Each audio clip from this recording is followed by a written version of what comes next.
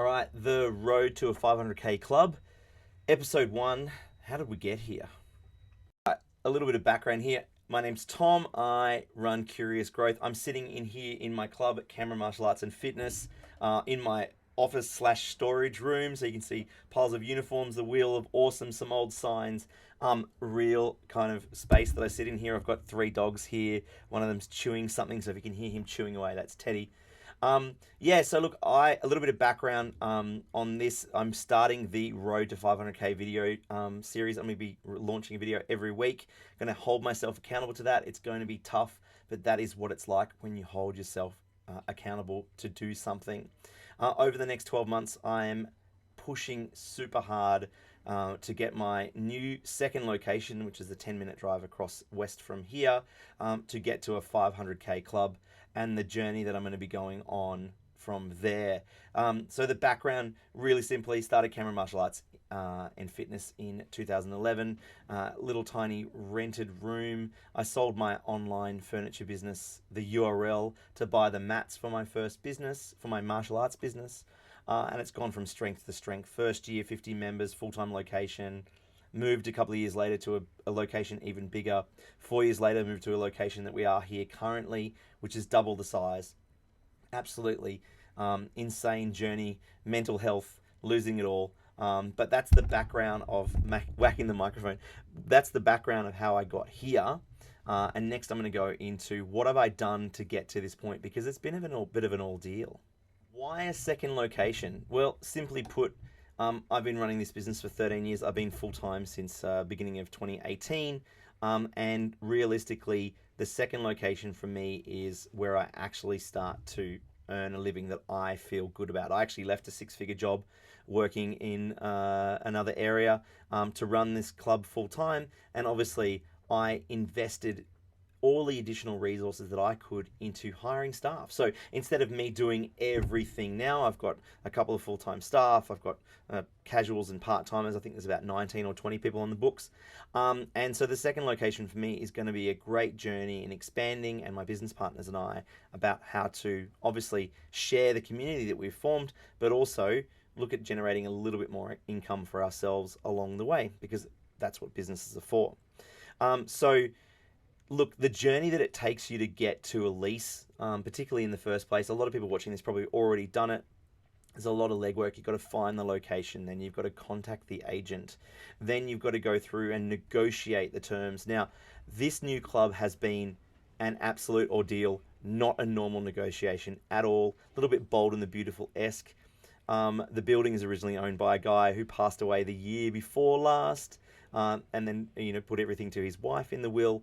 During the will negotiations, the wife passed away, and then his lawyers and her lawyers decided to have a fight, and then the court had to appoint somebody to then negotiate with us. So here we are. We were supposed to launch in September of last year, September, October. We're now launching in March. Possibly not the best time of year to be launching, going into the winter months ahead, but we are where we are, and we have a midterm targets. We've got 4 months to start making rent, because we've got a couple of months rent free, and we've already paid for 1 month.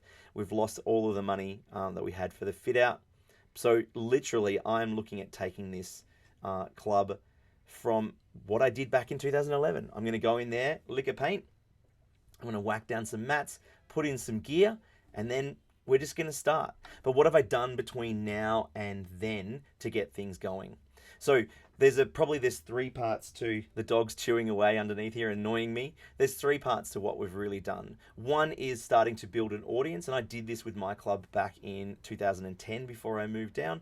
Build an audience. Two is start to engage with that audience, and three is start to actually advertise what we're doing and promote it.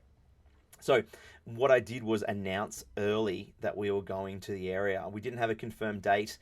Sadly, we sort of hit go early, and then the owner passed and nothing happened, but started to get the message out there and built a marketing list. And I remember doing that back in 2011, building up an email list. Before I opened my first club, I had 8 email addresses before my first class, where I had 3 people on the mats. I had 4 by 5 square meter mats. Next step after that is starting to continue to build that through an actual marketing strategy. So back in 2011, I actually did it organically, but there's a lot more competition now. So we're starting to use some paid advertising, and we're using the benefit of having a single location to leverage the advertising that we do currently and promote the business out there. So we've already built a marketing list of 5,000 people. We've already built a customer base here of 300 plus members. So now we're leaning on that interest in the people to beget people. So the expression people beget people. We're looking at building a club and actually taking some of the members across, not poaching them across, but letting them cross train for a while free of charge to ensure that the classes already have people in there. Because there's nothing worse than when you run your classes and nobody turns up. I remember it back in 2011. It was demoralizing. So I've already got a ready base of a couple of people for the morning fitness classes, a couple of kids coming across, different people, a beginners program, all this sort of stuff. And next week I'll talk about the beginners program and what we're going to do. So what we're doing this week is in the final steps. So when you negotiate a lease, there's all kinds of things. Again, I'm never going to give you actual specific financial advice, but I can give you my opinion. And what we've done is we've negotiated a lease. We've pushed back on some terms. We've fought hard for some additional push. These lawyers are terrible, but that's one of the things that we've got to do.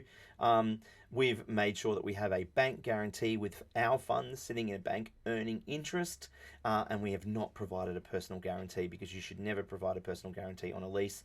That is just landlords trying to make you accountable for something that you can't control, business. We've got the lease under negotiations. We're in the final stages of getting the bank guarantee sorted out this week. It's Tuesday. It's freaking me out. The bank hasn't called me back. Going to call them in a minute. Hopefully we'll get the keys on Thursday. On Friday, we're going to get in there. I'm going to cut it short there. As always, one of my customers likes to message me when I'm in the middle of something. It's great. So we're going to launch the club on Friday. I'm really, really excited about this. I've got some other things that we're going to be launching in March about helping other club owners do the same thing. But I'm inviting you to join me on the journey, the road to 500K. As they say, aim for the stars. If you hit the moon, you've gotten halfway. So that's what we're focusing on, guys.